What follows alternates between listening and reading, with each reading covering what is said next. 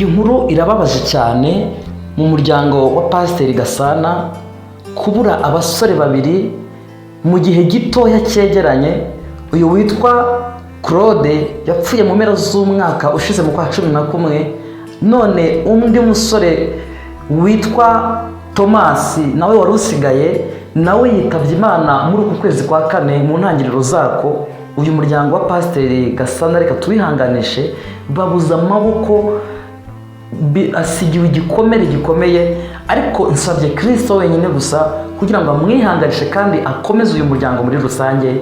Itorero ribuza amaboko, umuryango ubuza amaboko, igihugu kibuza amaboko, ariko nta kundi byagenda. Mwese turi abashyitsi, ariko hari aho tuzaba tutarira. Humura witinya, n'ahatari inzira ni mu kwayo. Evangeliste Daniel TV 7. Reka mbashimire kandi mbifurize ibihe byiza, amahoro y'Imana abane namwe mwese, abadukunda ndetse n'abadukurikirana mu biganiro byacu bya buri munsi. Ndabasabira umugisha w'Imana muri ibi bihe bikomeye turimo byo kwibuka. Reka nangire mvuga ngo twibuke twiyubaka, kandi icyizere cy'ubuzima kirahari. Imana iri kumwe namwe, Imana iri kumwe natwe, kandi ntabwo izadutererana. Pawulo yaravuze ngo Imana yaturokoye urupfu rukomeye, na n'uyu munsi iracyaturokora, kandi twiringiye yuko izakomeza no kugenda iturokora. Hanyuma rero dukomeze kwibuka, ariko kandi twiyubaka, turushaho kugenda dufata mu mugongo abarokotse Jenoside yakorewe Abatutsi muri Mata 1994. Hanyuma ndasuhuza abari mu ntara zose zitandukanye z'igihugu cyacu, mu majyepfo n'amajyaruguru, iburasirazuba n'iburengerazuba, abari mu majyepfo na Plito, abari mu mujyi wa Kigali, ndetse n'abari hakurya y'imbibi z'u Rwanda. Mwese mugira amahoro y'Imana, kandi Imana ibagirire neza, yite ku byifuzo byanyu. Abababaye Imana ibahumurize, abagize ibyago bakabura inshuti n'abavandimwe, mugire gukomera kandi mwihangane. Imana yacu iri kumwe namwe. Muri kumwe na Dani nk'ibisanzwe. Inkuru nje kubagezaho uyu munsi ni inkuru imeze gutya, navuga ko ari inkuru ibabaje cyane. Ubundi mu buzima bw'umuntu, umuntu aravuka bakamwita izina, igihe kikagera akajya mu ishuri, hanyuma agakura kugeza igihe ashatse. Biba ari byiza kubona umwana wabyaye agenda atera imbere, agenda azamuka, ukabona ubuzima nyine bugenda buhinduka.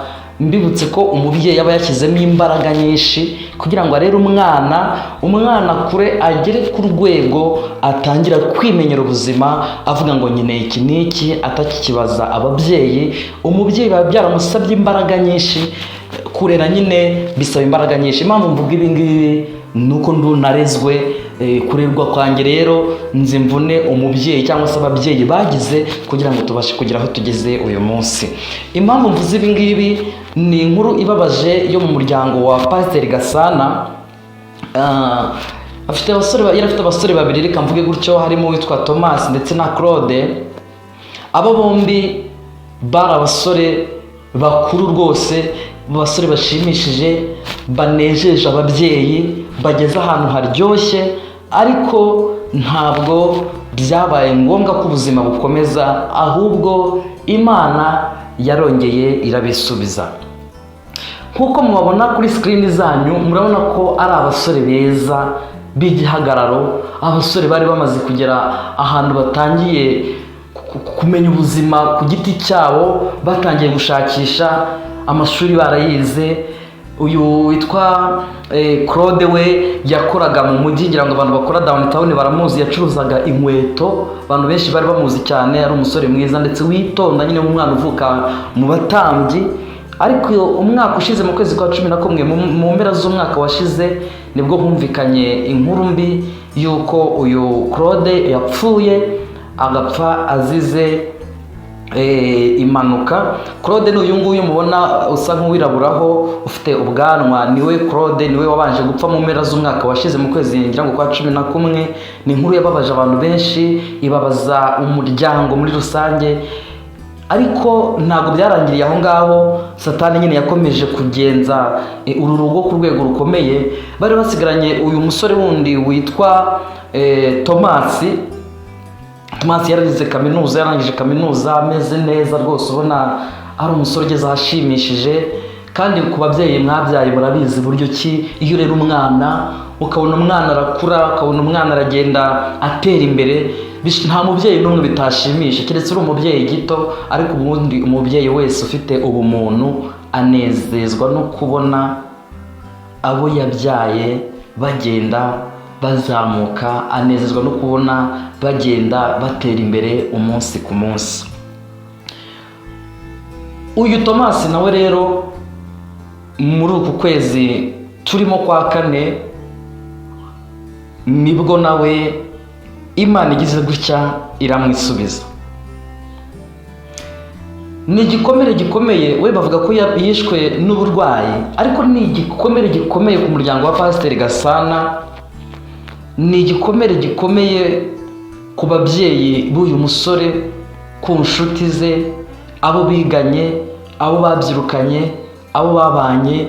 Reka twihanganishe cyane umuryango wa Pasiteri Gasana, tuvuge ngo aba basore Imana ibatuze aheza, Imana ibakire mu bayo. Ntabwo byoroshye, icyakora umwe yaranditse aravuga ngo ariko twebweho iwacu ni mu ijuru. Ni Pawulo wabyandikiye Abafilipi, aravuga ngo niho dutegereje ko umukiza azava. Ntabwo byoroshye kwakira inkuru nk'iyi ngiyi uri umubyeyi, kubura imbaraga nk'izi. Ababyeyi barahombye, umuryango urahombye, itorero rirahombye, ndetse n'igihugu muri rusange. Reka mvuge ngo Pasiteri Gasana n'umuryango we bagire gukomera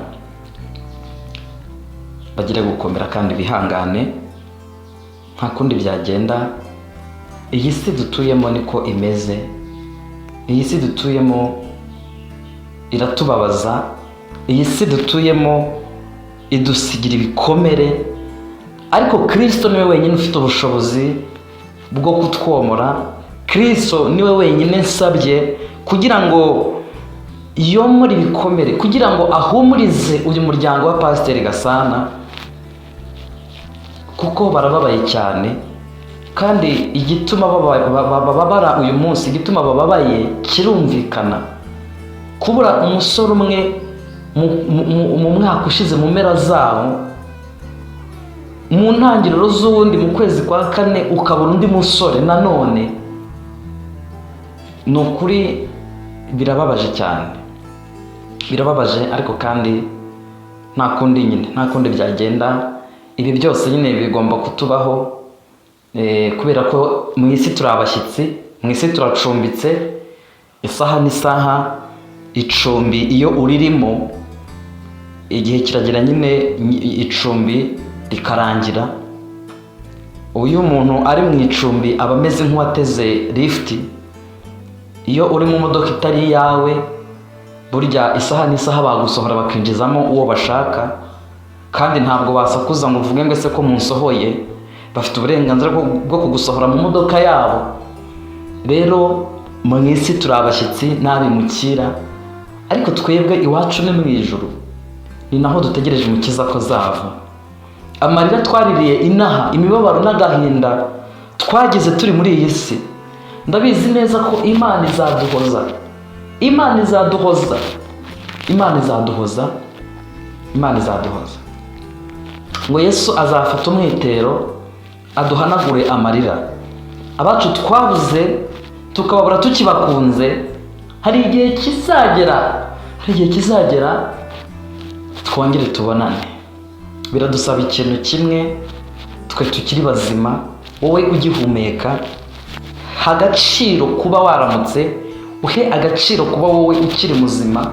Numara ufata umwanzuro uvuge ngo ndashaka kwiyegurira Kristo kugira ngo agenge ubuzima bwanjye bwose, hanyuma igihe nzaba nk'ababitse nzabane na Kristo ibihe n'ibihe. Ese uyu munsi njye nawe turi kwitwara gute? Nibyo Claude yatuvuyemo, Tomasi nawe atuvuyemo, bidusigiye isomo ryo kumenya impamvu tukiriho ndetse no kumenya icyo dukwiriye gukora. Ibi byose bituvaho kugira ngo byigishe abasigaye, bikubere isomo, bibere isomo, kugira ngo nyuma y'ubu buzima tuzabeho mu buzima butarimo kubabara, tuzabeho mu buzima bwo kunezerwa. Umuririmbyi yaravuze ngo nyuma y'ubu buzima hari ubundi buzima, ariko ubwo buzima bw'ahazaza umuntu abutegura uyu munsi, umuntu abutegura none. Ejo si ahawe ni uyu munsi. Ni nayo mpamvu Yesu abwira abigishwa ukuntu bagomba kujya basenga. Yaravuze ngo duhe ifunguro ryacu ry'uyu munsi. Uyu munsi ni wo wawe, ni wo wanjye, ni nawo munsi dukwiriye guteguriramo ejo hacu nk'ubundi buzima tuzabamo. Reka nsoze mvuga ngo Pastor Gasana akomere n'umuryango we ndetse n'inshuti z'umuryango, itorero muri rusange n'igihugu. Tubuze inshuti, tubuze abavandimwe, tubuze intwari, tubuze imbaraga, tubuze amaboko, ariko nta kundi byagenda. Reka mbashimire mwese rero, mukomeze mugire amahoro y'Imana, mukomeze mugire ibihe byiza, kandi nsoze mvuga ngo dukomeze kwibuka twiyubaka. Icyizere cy'ubuzima kirahari. Imana ibahe umugisha. Mwari kumwe na Dani, ndabakunda cyane. Humura witinya, n'ahatari inzira ni mu kwayo. Evangeliste Daniel TV 7.